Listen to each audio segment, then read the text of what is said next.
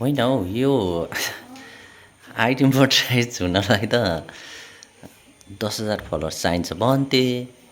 मेरो त फेरि जम्मा 1400 फलोवर्स हुने बित्तिकै पनि भयो त हौ। नन युएस रेसिडेन्ट भनेर के भनेर पो भइदिएको छ त हौ। म त छक्क परेँ त।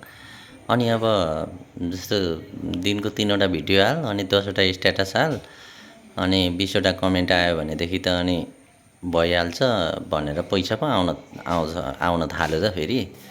अब के गर्ने होला यार अब। निकै दिन भएको थियो फोटो भिडियो नहालेको। अब फेरि जबरजस्ती भयो नि हाल्नुपर्ने बाध्यता पो हुने भयो त यार। तर एउटा कुरा चाहिँ अनौठो भएको छ है। अचम्मै भएको छ क्या। कसरी मोनिटाइज भइरहेछ भनेर म आफै छक्क परिरहेको छु क्या। पुरा सर्टिफिकेटै पो आइरहेछ त फेरि। अब सबैजनालाई के गर्नु अब किट भइराखेको होला।